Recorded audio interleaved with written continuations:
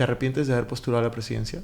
Hicimos todo lo posible para ponernos de acuerdo con la oposición que controlaba el Congreso, pero ellos nunca quisieron colaborar.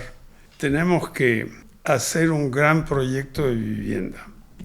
Yo calculo que el Perú necesita 2 millones de viviendas nuevas. Los congresistas han pedido nuevas universidades, un total de 140. Yo no sé en qué planeta están ellos.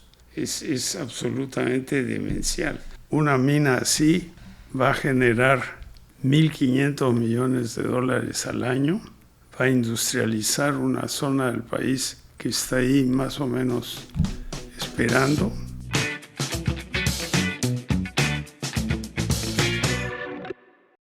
Hola amigos, bienvenidos a un nuevo episodio. Estamos muy felices, muy emocionados porque hoy tenemos un súper invitado, un expresidente del país, al gran PPK. PPK, ¿cómo estás? Un placer.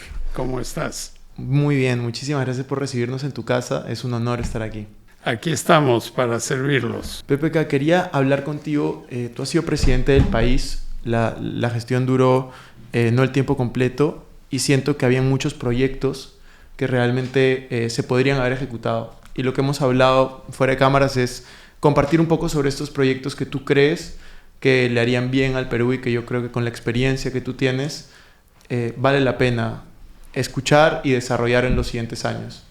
Bueno, yo creo que tenemos una inmensa oportunidad ahora por una razón, y es que los metales, sobre todo el cobre, están volando.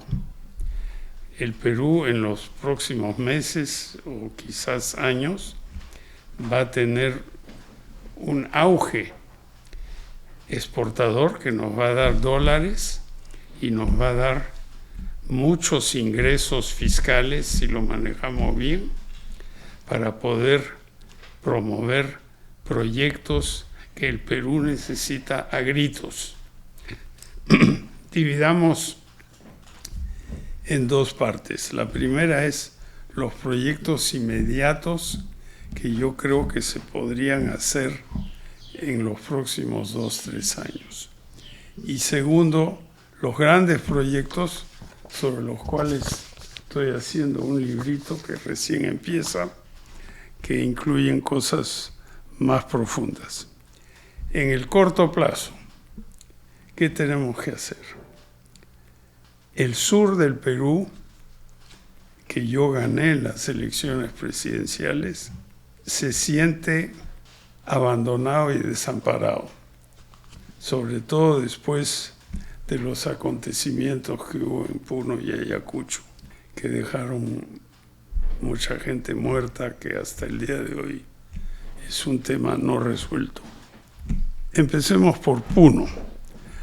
¿Por qué digo Puno? Porque Puno es la fuente de la emigración más grande dentro del Perú, que se va a Arequipa, Tacna y Moquegua, porque en Tacna, Moquegua y también Arequipa hay alguna prosperidad que no hay en Puno. Entonces, ¿qué es lo que tenemos que hacer? Puno hay que dotarlo de infraestructura básica. Electricidad ya hay en casi todos los sitios, pero el gas que está más o menos al lado en el Cusco no llega a Puno. Y el tubo que iba a hacer Odebrecht, que iba a costar una fortuna, tampoco pasaba por Puno. Entonces hay que poner el gas en Puno. ¿Y cuáles son las cosas que facilitan que se haga eso? Bueno, hay una línea de ferrocarril directa que el tubo de gas puede seguir, bajaría mucho los costos, se puede traer todo en el tren en vez de estar haciendo trochas por el monte. La pendiente del ferrocarril por definición no puede ser muy grande, entonces sube al 2-3% hasta la raya y de ahí baja a Juliaca. Eso permite hacer un tubo chico que no necesite inmensas máquinas compresoras para empujar el gas. Yo calculo que ese tubo, que vendría desde Quillabamba, el Valle Sagrado, el sur de la ciudad de Puno, que no es zona de Cusco, que no es zona arqueológica, y luego sigue más o menos el tren a una distancia prudencial, eso podría ser una obra por impuestos que costaría, quizás me aventuro un poco en las cifras, $500 millones. Y me dicen, ¿de dónde vendrá eso? Bueno, se puede hacer obra por impuestos porque no es tan grande. En comparación, el tubo de Odebrecht iba a costar 6.000 millones y iba de frente al mar.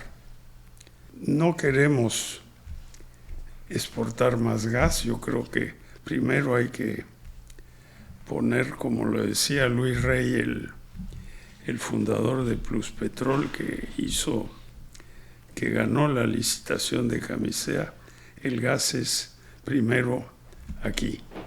Entonces, ¿por qué Juliaca Puno? Porque Juliaca no está pavimentado, la mayoría de la ciudad es pistas de tierra.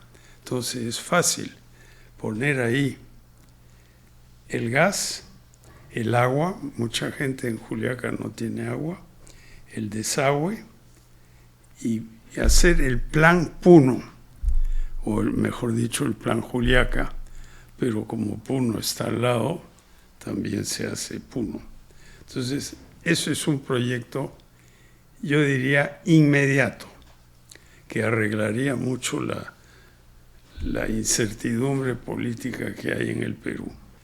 2, hay algunos proyectos mineros que ya están listos y que sucesivos gobiernos los han dejado de lado. Se dijo, tía María no va, dijo un señor que no voy a mencionar aquí. Pero eso está equivocado, eso es una fábrica de cobre más que una mina, con agua que viene del mar, se desaliniza y se usa para la lixiviación de las arenas cupríferas y se transforma en placas de cobre ya industriales, ready to go, como se dice en inglés, listo para partir. Ese proyecto está financiado, está diseñado, podría empezar la construcción en 6 meses. Hay otros, pero empecemos con ese porque daría la señal de que el Perú está en serio en vez de minimizar los beneficios de la minería. Nadie sensato dice que la minería es la única actividad, es una actividad que genera no mucho empleo, pero una mina así va a generar $1.500 millones al año, va a industrializar una zona del país que está ahí más o menos esperando, va a traer recursos al Valle del Tambo, que está abajo. La mina está bastante alejada del Valle del Tambo, pero está cerca. Eso es segundo proyecto. Tercero, cuando yo era presidente, el Ministerio de Vivienda armó unos 1.500 pequeños proyectos de agua potable y desagüe y alcantarillado que están ahí y que se pueden hacer no tan rápido, pero se podría dar la señal de empezar. ¿Qué tipo de proyectos son? Por ejemplo, uno se va a Bagua y a pesar de su nombre, Bagua, no hay agua. El río Utcubamba pasa ahí y la gente está ahí, abre el caño y no hay agua. La mayoría de estos proyectos toman el agua donde el río está arriba, pasan por la ciudad, se filtra el agua, se distribuye y después se hace una planta de tratamiento del desagüe y sigue el río. De esos proyectos hay centenares que son proyectos públicos y se pueden empezar. Cuarto, acabamos de leer los accidentes del bus que se iba a Ayacucho, donde murió el ex contralor, y ese bus no se conoce muy bien, como en tantos otros casos, qué es lo que causó el accidente, pero la pista está llena de huecos así. Entonces, llenar huecos no es muy complicado. Eso lo hacían los egipcios que construían pirámides hace 4.000 años, hace 5.000 años. Y ya hay todo el plan hecho. Es cuestión de organizar y cambiar a la dirección de vialidad que tenemos en el Ministerio de Transportes, que no está actuando bien. Yo no conozco a la persona, no hablo de una persona, hablo de eso. Y finalmente, en el Perú hay decenas de miles de colegios públicos que se caen a pedazos y los chicos están en peligro porque un muro en una clase que se cae y mata a 30 chicos. Entonces, un programa de refacción de colegios, empezando por los casos más patéticos. Yo, por ejemplo, recuerdo un colegio en Mala, después del terremoto del 2007, ya no había baño, los edificios estaban cayendo, las clases se daban en carpas y no ha cambiado, sigue ahí. Entonces, con esas pocas cosas yo creo que ya daríamos una señal. La primera, gas e infraestructura para Juliaca y Puno. La segunda, agua potable en lugares que hoy no la tienen o no la tienen bien. Tercero, reconstrucción de colegios. Y cuarto, 1 o 2 proyectos mineros que van a dar la señal de que estamos yendo adelante. O sea, eso es el corto plazo. El corto plazo es, digamos, los próximos 2-3 años. El largo plazo, y es otra cosa que es lo que describo aquí, es otra cosa. Yo veo la vida de una persona, ¿no? Se levanta a las 5 de la mañana, a las 4, a las 8, dependiendo de qué trabajo tiene, y a dónde vive. Y aquí vemos alrededor de nosotros, en Lima, en Trujillo, en Arequipa, en todas las ciudades del Perú, en Piura, vemos que están rodeadas de viviendas que no son aptas. O sea, que viene un terremoto y se van a caer, no están bien conectadas con agua potable, por ejemplo.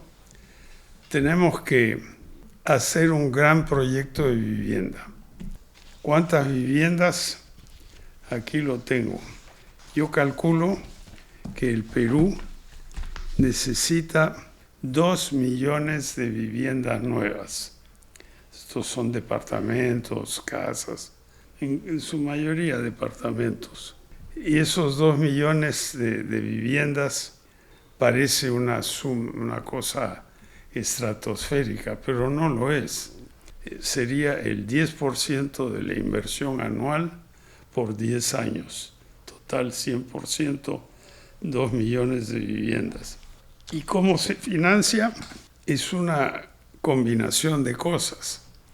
El Estado puede donar terrenos que los tiene y están ahí guardados. Habrá que adquirir otros. La iglesia tiene terrenos que también están desactivados. Bueno, hay que organizar los terrenos. Se necesitan en total más o menos 5 a 6 mil hectáreas de terreno. Eso suena un montón, pero no es tanto. Le tenemos que poner la infraestructura, o sea, el agua, el saneamiento, las pistas, la luz, parques, estacionamiento, etc.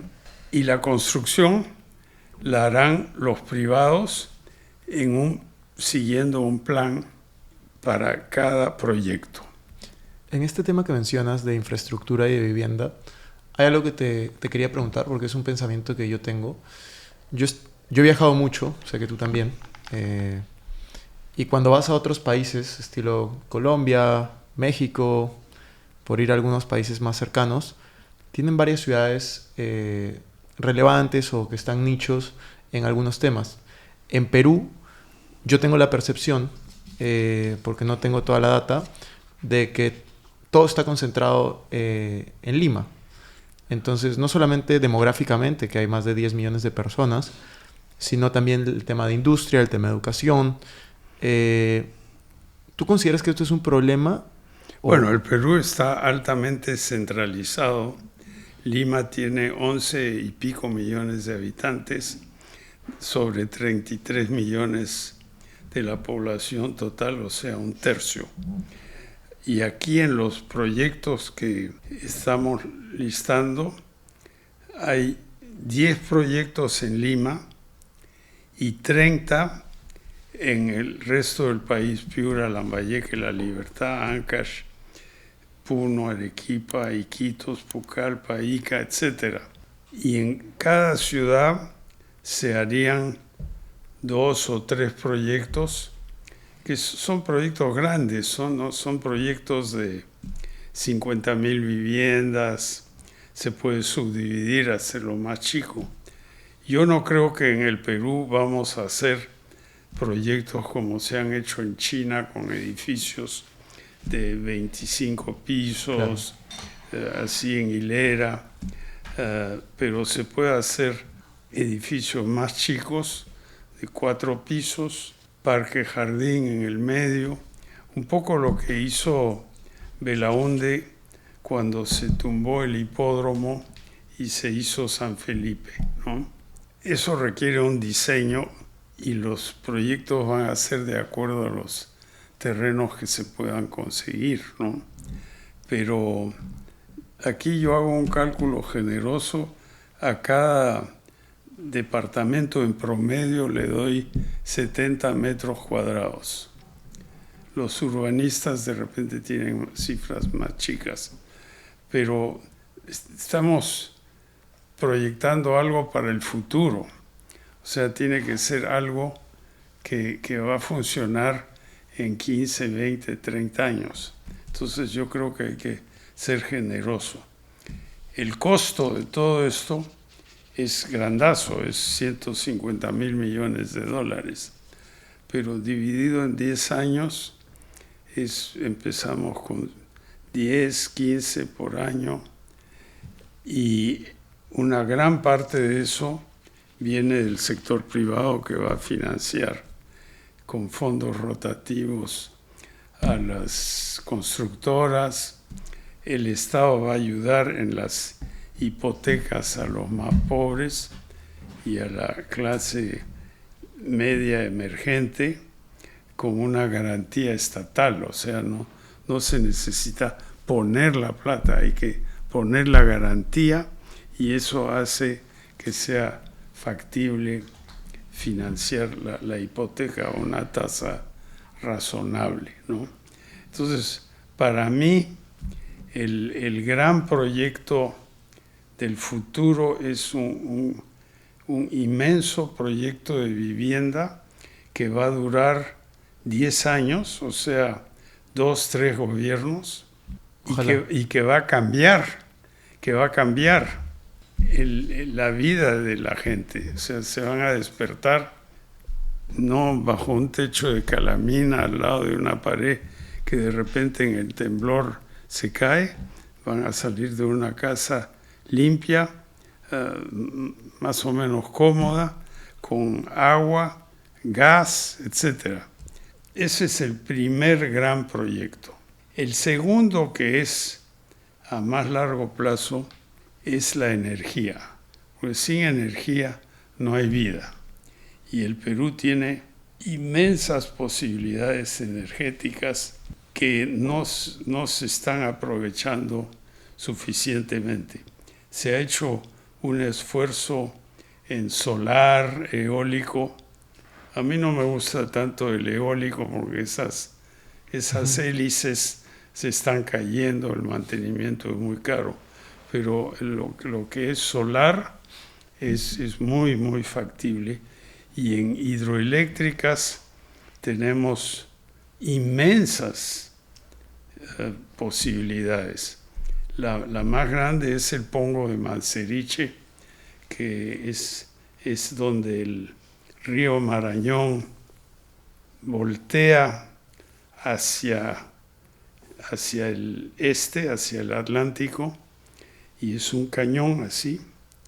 Eso fue estudiado por Alfonso Rizopatrón hace 70, 80 años atrás, cuando era el ministro de Fomento, como se llamaba en esa época, de Manuel Prado, y es un proyecto que generaría solito más energía de toda la que se produce en el Perú hoy.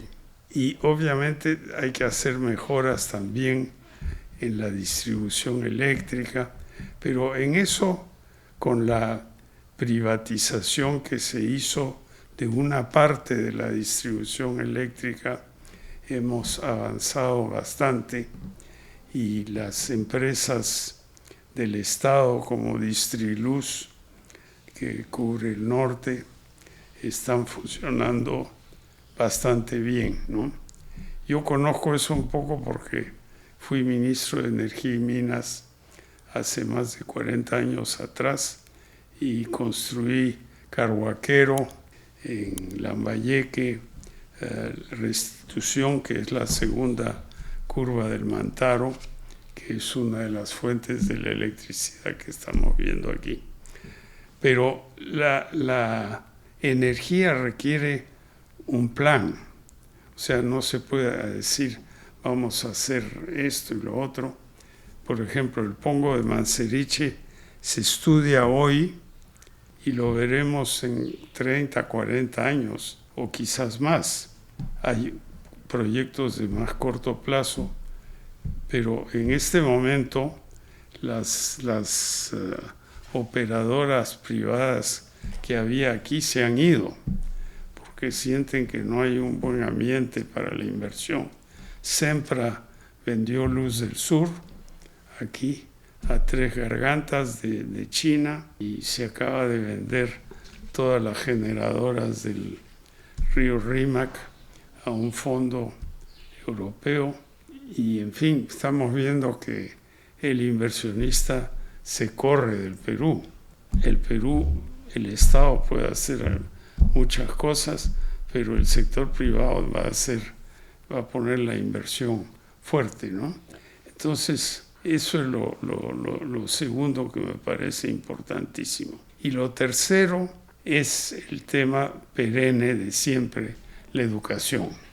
Y en la educación, en este momento, hemos pegado un retroceso fuertísimo a raíz del COVID, que hizo que los chicos en colegios públicos pierdan básicamente 2 años. Y el resultado de eso se está viendo en los exámenes de entradas a las universidades, donde la calidad ha bajado tremendamente. Y eso uno puede preguntarle a cualquier rector de una universidad si está viendo eso, y todos van a decir que lamentablemente hay un retroceso. Ahora, en educación ¿Qué es lo que hay que hacer? Porque la educación es algo que evoluciona con el tiempo. Lo que yo aprendí hace 70 años atrás en la universidad, de repente todo eso ha cambiado. Lo fundamental es aprender a aprender. Por eso uno va a institutos o a universidades o a colegios superiores, porque el que no sabe aprender se va a quedar rezagado. Ahora, ¿qué tenemos que hacer en educación? Hay algunas cosas que no debemos hacer. Si seguimos lo que se habla en el Congreso, en los últimos días los congresistas han pedido nuevas universidades, un total de 140. Yo no sé en qué planeta están ellos. Es absolutamente demencial. Ya tenemos suficientes universidades, yo creo que demasiadas. Lo que tenemos que hacer es fortalecer la enseñanza, fortalecer la infraestructura, porque muchas universidades no tienen lo básico necesario. Están enseñando administración. Pues es fácil, se contrata a alguien que habla ahí. Pero, ¿quién está estudiando ciencias? ¿Quién está estudiando ingeniería? ¿Quién está estudiando biología? Eso es fundamental.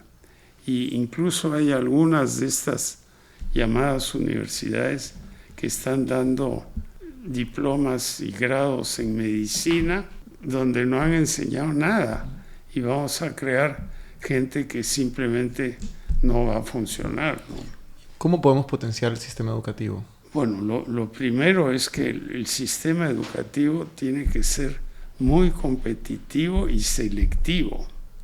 Yo estoy a favor de que todo el mundo pueda presentarse a entrar a una universidad. Yo estoy muy a favor de los colegios emblemáticos que crean competencia, pero hay la gran mayoría de la gente que no va a poder entrar ahí. A esos chicos hay que darles una posibilidad de una carrera técnica como existe en Alemania. En Alemania, a partir del tercero de media, se puede hacer un aprendizaje técnico en un instituto, Technische Hochschule. Algo así tenemos que hacer. Ahora, ¿lo va a hacer el Estado? No. El Estado tiene que hacer algo absolutamente. En la campaña del 90, Mario Vargas Llosa dijo que el Estado no debía financiar la educación secundaria después del tercer grado. Yo discrepo con eso. Hay un último tema que me gustaría hablar, porque yo creo que el futuro del país, como tú lo dices, se basa en varios pilares. Y este tema es el tema de la seguridad. ¿Qué podría hacer alguien dentro del gobierno? Porque esto lo estamos dejando como aprendizajes y demás que puedes tener y tareas que hay para el país. En el ámbito de seguridad, ¿cómo se mejora la seguridad de un país? Sé que es una pregunta complicada porque esta no es solo para Perú, sino es Latinoamérica, ¿no? Y muchos otros lugares. Pero, ¿cómo se puede trabajar con la seguridad del país? El Ministerio del Interior, que dirige la policía, desde que yo me he ido, ha habido como 20 ministros del Interior. En este gobierno, en el último año y medio, ha habido 6. Entonces, yo empezaría por ahí. Tiene que haber cierta estabilidad, porque si no, no va a funcionar nada. Segundo, tenemos que tener una economía pujante que dé trabajo. ¿Por qué hay tanta inseguridad ahora? Por una razón muy sencilla. Hay un montón de gente que no consigue trabajo. Entonces, la tentación de dedicarse a vender drogas, a ser parte de clanes, etcétera, es alta. Eso lo tenemos que cambiar. La mejor garantía de seguridad es la prosperidad. Entonces, tenemos que tener una economía pujante como la teníamos hasta que yo me tuve que ir del gobierno y ahí se acabó. ¿Y por qué se acabó? Porque no tenemos instituciones fuertes.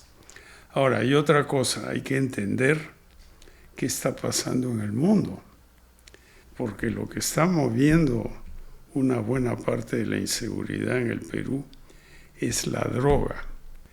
Y no es que la exportación de cocaína sea una cosa tan terrible, porque lo es, ¿no? Lo que ha pasado es que aquí no nos damos cuenta que ha habido una revolución en el negocio de la droga en el mundo.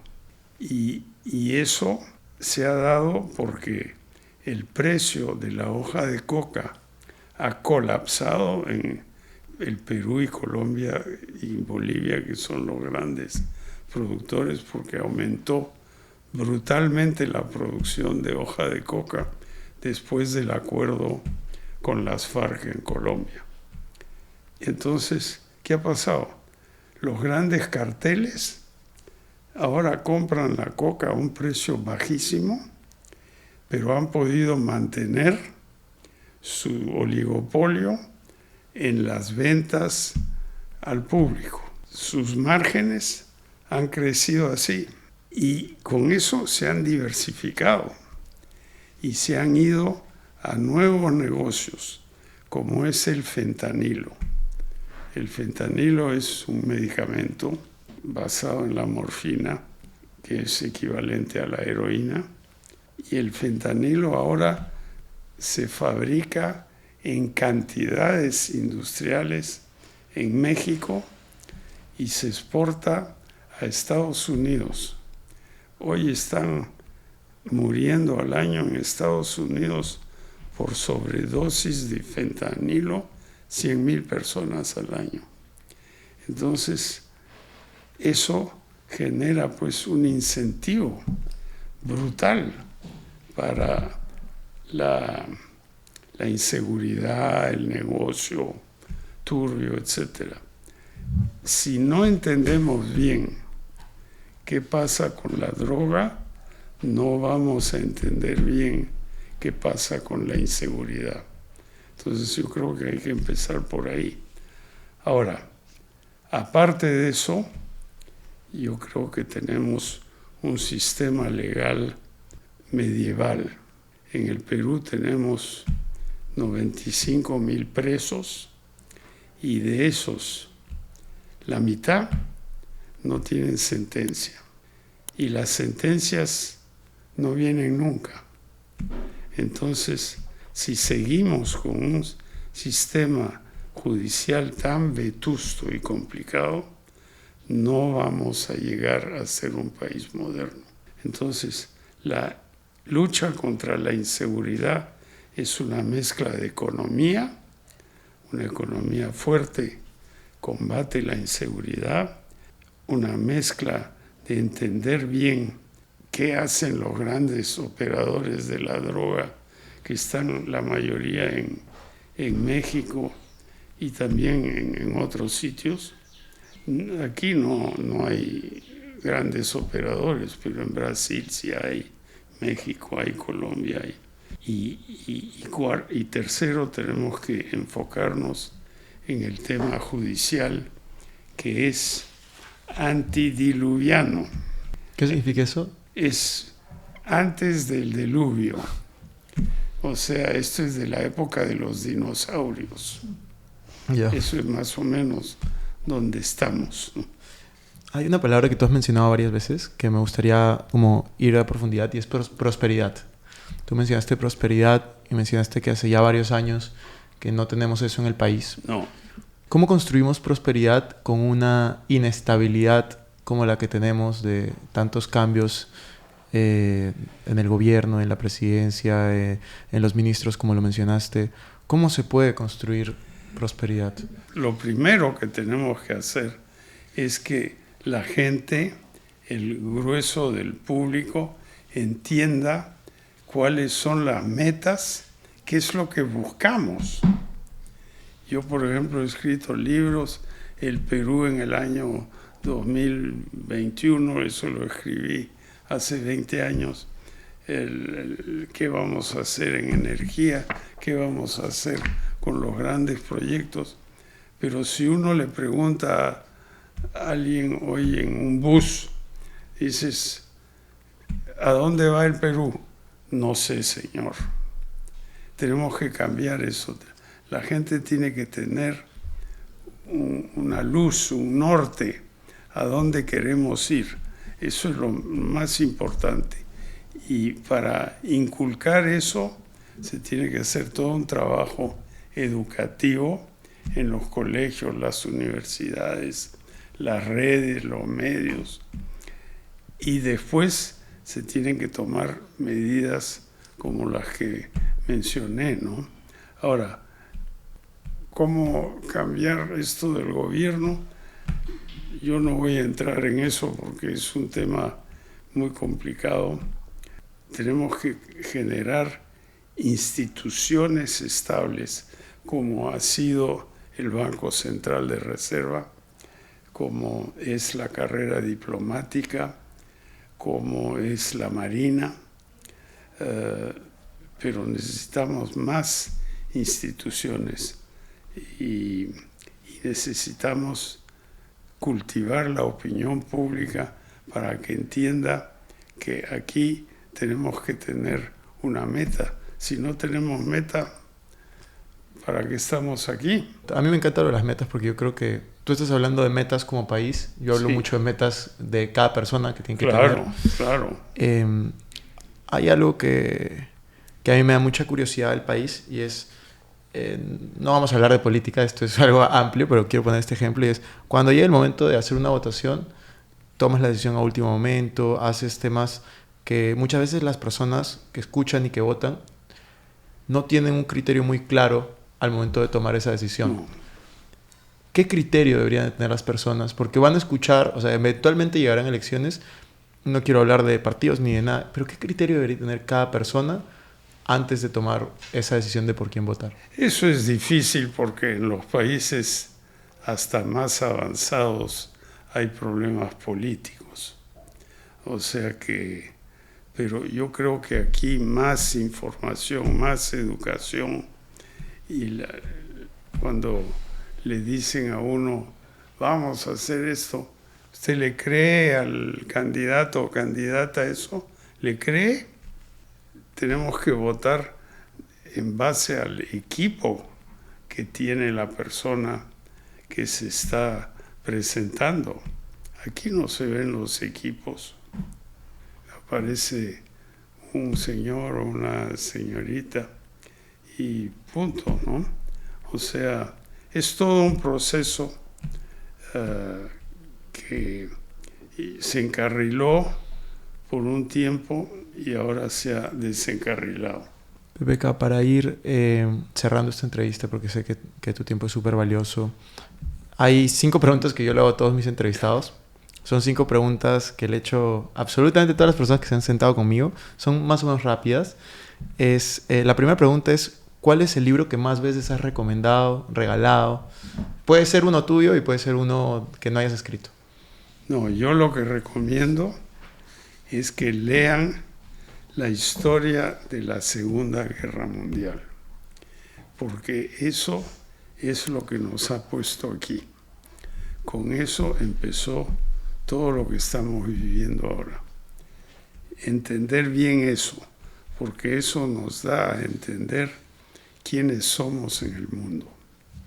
Segunda pregunta. Una frase que te guste mucho, que te la repitas constantemente, o la que se te venga a la mente. Rezo del Padre Nuestro, esa es la frase que más recuerdo. La tercera pregunta, la voy a cambiar un poco. La pregunta es, si volvieras a empezar desde cero y solo tuvieras $100, ¿qué harías para salir adelante? Porque yo creo que muchas personas están en esa situación. Entonces, me gustaría preguntarte, ¿no? Si imagínate PPK recién salió del colegio, que quiere tomar decisiones, o recién salió de la universidad con $100, ¿Qué hubieras hecho en ese momento? Bueno, yo llegué a Nueva York con 10 centavos.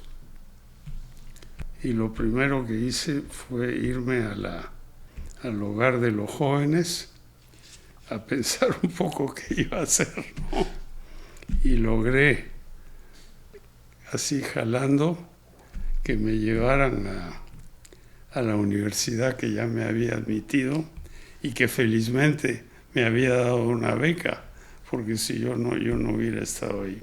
Cuarta pregunta. ¿Cómo te gustaría ser recordado? Yo creo que más que ser recordado es hacer cosas ahora y dejar una herencia que es la gente inspirada por las ideas que uno les ha dado. Y la última pregunta. El podcast que yo creé hace 6 años se llama Invertir Joven. Comencé cuando yo tenía 23 años a compartir contenido sobre estos temas, inicialmente de finanzas personales y luego otros temas. Y la última pregunta que yo le hago a todos mis invitados es cómo han invertido su dinero, en el sentido de en qué, ¿no? Inmuebles, negocios, lo demás. Bueno, a mí no me queda un centavo porque los fiscales estos se llevaron mis casas y dejaron que las destrozaran. Yo les diría, tengan mucho cuidado a dónde invierten. Pepe, hay algo que me gustaría preguntarte, siéntete en la total libertad de contestar o no, y es, ahora que ha pasado ya varios años, ¿te arrepientes de haber postulado a la presidencia? No, yo creo que había que hacerlo. Fue una época difícil. Ganamos por muy poco la presidencia. Hicimos todo lo posible para ponernos de acuerdo con la oposición que controlaba el Congreso, pero ellos nunca quisieron colaborar y desde el primer día trataron de sacarme. Y al cabo de un par de años lo lograron. Y eso no es como prosperan las democracias.